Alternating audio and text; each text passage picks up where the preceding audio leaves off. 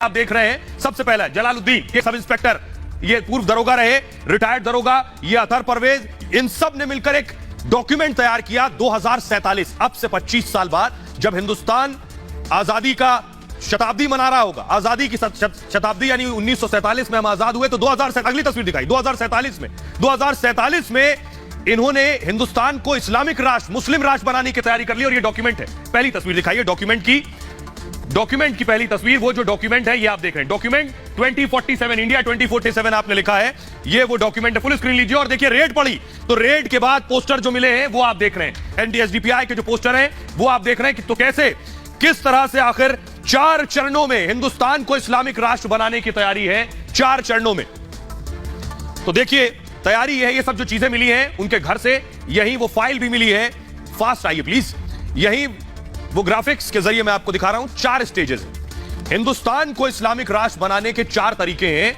कैसे 2047 तक मुस्लिम समुदाय के पास सत्ता होगी, इस डॉक्यूमेंट में लिखा है। जीत के लिए बहुसंख्यक होने की जरूरत नहीं है, यानी हिंदुस्तान में बहुसंख्यक को इसकी जरूरत नहीं है, सिर्फ 10% 10% मुस्लिमों को साथ लाने की जरूरत है, यह इसका हिस्सा है।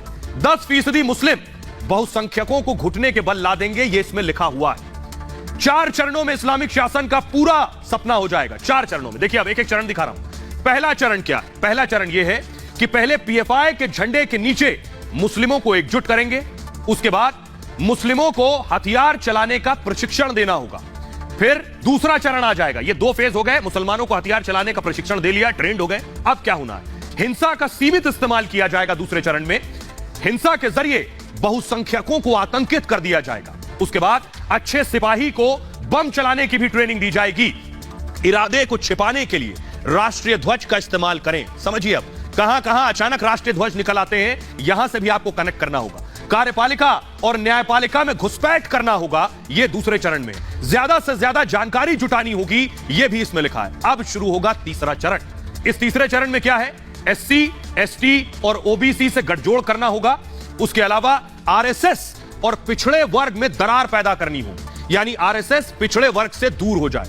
आरएसएस को स्वर्ण जातियों के पक्षधर के तौर पर दिखाएं, जैसे अभी दिखाने की कोशिश होती है बहुत से लोगों के जरिए कि आरएसएस जो संगठन है ये केवल सवर्णों का संगठन है, उच्च जाति का संगठन है, ऊपरी अगली जातियों के साथ खड़ा होता है।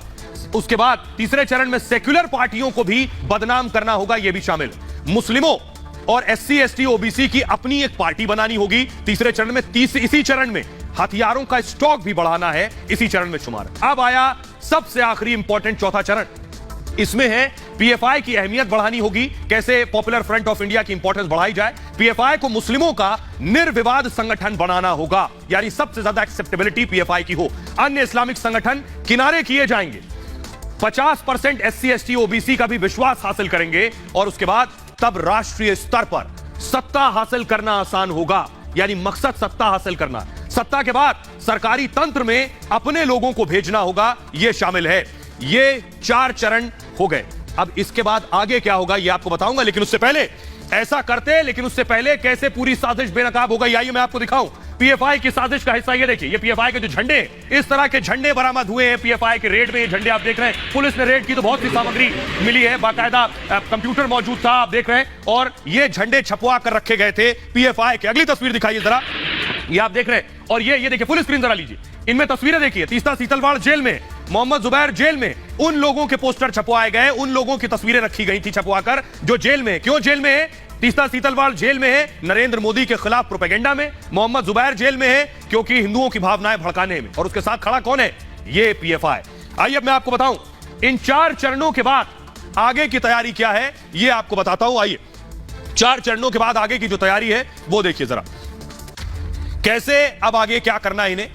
बाहर की इस्लामिक ताकतों से मदद ली जाएगी, यानी अब 4 चरण पूरे हो गए। सत्ता में अपने लोग हैं और एडमिनिस्ट्रेशन में अपने लोग हैं, अब बाहर के मुल्कों से मदद ली जाएगी।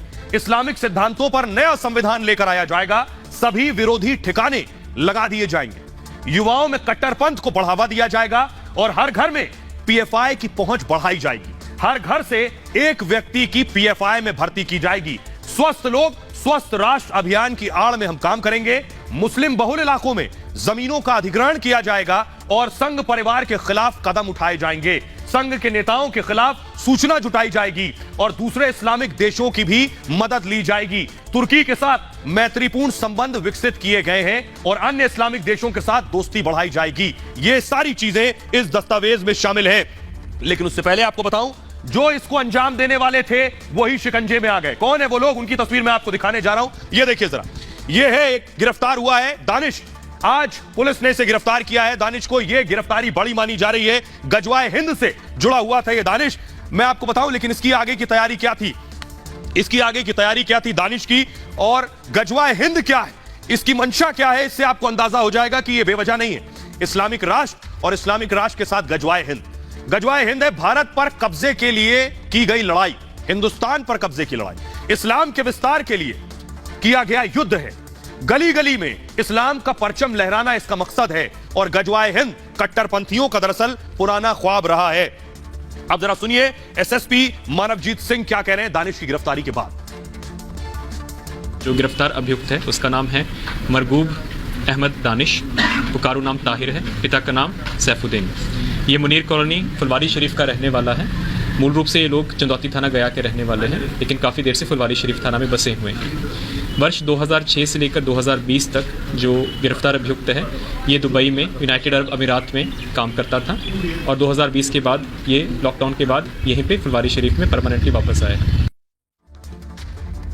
आइए अब आपको बताता हूं, ये मैं ऐसा ही नहीं कह रहा हूं, एक चैट मैं आपको दिखाने जा रहा हूं। वो चैट आपको सोचने पर मजबूर कर देगी कि ये लोग क्या साजिश रच रहे थे। देखिए जरा, ये आपके सामने आ गया है मोबाइल में जो चैट किया गया उसके बगल में मैं आपको स्क्रीनशॉट भी दिखा रहा हूं। उस स्क्रीनशॉट को ध्यान से देखिए, क्या लिखा है इसमें, क्या लिखा है ये भी मैं आपको बाद में दिखाऊंगा, पहले अंदर की चीज दिखाऊं। लिखा है गिरफ्तारी के बाद दानिश के मोबाइल की बाकायदा जांच हुई जिसको पकड़ा गया है। दानिश 2 व्हाट्सएप ग्रुप के साथ जुड़ा हुआ था। दानिश गजवाए हिंद ग्रुप से जुड़ा हुआ था। इसके साथ ही गजवाए हिंद एक कट्टरपंथी ग्रुप है। इस व्हाट्सएप ग्रुप में 181 सदस्य हैं। यह ग्रुप पाकिस्तान के नंबर से चल रहा था बाकायदा। दानिश भी पाकिस्तानी ग्रुप का एडमिन था, यानी ग्रुप इसने क्रिएट किया। सदस्य भारत, पाकिस्तान, यमन और इस्लामिक देशों से जुड़े हुए थे। ग्रुप में भारत विरोधी वीडियो शेयर किए जाते थे बाकायदा। कश्मीर में आतंकवाद के समर्थन में बाकायदा पोस्ट किए जाते थे। जनवरी में बने दूसरे व्हाट्सएप ग्रुप में 10 सदस्य थे। इसमें 8 सदस्य बांग्लादेशी और एक पाकिस्तानी भी था। दोनों ग्रुप के प्रोफाइल पिक्चर भी एक ही थे। तस्वीर में भारत के नक्शे पर पाक का झंडा भी था। ग्रुप का स्लोगन डायरेक्ट जिहाद था। सोचिए, ग्रुप का स्लोगन था जिहाद। पुलिस अब विदेशी फंडिंग की जांच करेगी बाकायदा इस पूरे मामले में। अब जरा पुलिस को सुनिए, उसके बाद वो पूरा व्हाट्सएप चैट मैं आपको दिखाऊंगा। सुनिए जरा पुलिस को। ये ग्रुप 2023 में डायरेक्ट जिहाद नाम का एक स्लोगन दे के रखा हुआ था और इसके जो ग्रुप आइकॉन्स थे दोनों ग्रुप में, उसमें हिंदुस्तान का नक्शा था जिसके ऊपर पाकिस्तान के फ्लैग को चिपकाया गया था। ये बहुत ही कट्टरपंथी ग्रुप है और ये बिल्कुल ही ब्रेन वॉश्ड कैडर है गजवाए हिंद का, और एक आइडियोलॉग है और अपनी विचारधारा से, जो कि एंटी नेशनल देश विरोधी विचारधारा है, उससे अधिक युवाओं के जोड़ने में प्रयासरत था। ये एक स्लीपर सेल माना जा रहा है और जो बाकी सदस्य हैं उनका सत्यापन करके उनकी भी गिरफ्तारी की कार्रवाई की जाएगी। और आइए अब आपको वो चैट मैं दिखाने जा रहा हूं जो चैट बताएगा इनके मंसूबे क्या हिंदुस्तान में रहकर। ये है वो चैट, ये देखिए जरा। इसको अगर फुल स्क्रीन लीजिए अमित शर्मा, फुल स्क्रीन लीजिए और फिर दिखाइए। अब देखिए जरा फुल स्क्रीन, ऊपर देखिए ग्रुप का नाम क्या है, गजवाए हिंद इस ग्रुप का नाम है।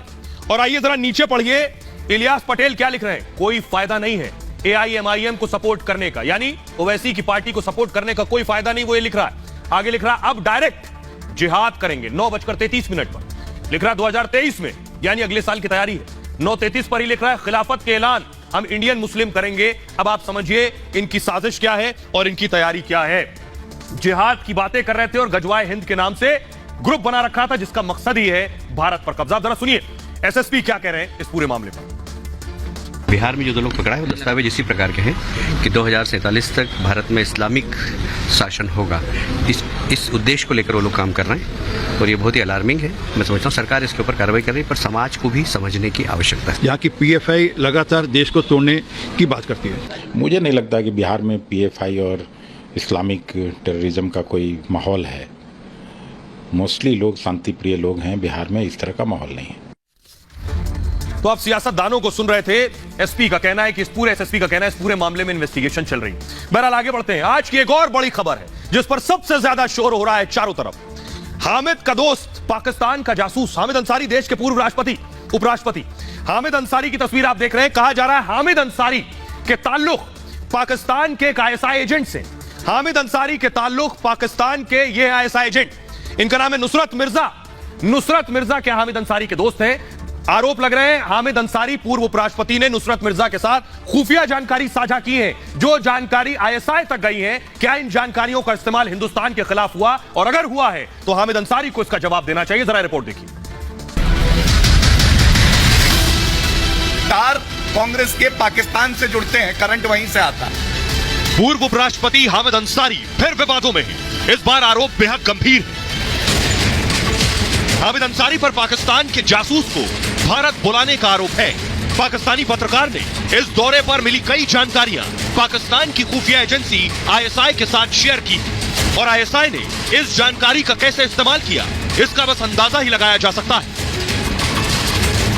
एक दो बार नहीं, 5 बार अंसारी ने इस पाकिस्तानी पत्रकार को भारत बुलाया और दावा है कि खुफिया जानकारी साझा की गई।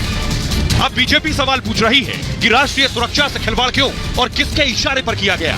वैसे हामिद अंसारी ने पाक पत्रकार को न जानने की सफाई दी है, लेकिन अब इस सफाई की भी हवा निकल गई, क्योंकि दावा है कि अंसारी के दफ्तर की तरफ से इस पाकिस्तानी जासूस को बुलाने की सिफारिश की गई थी।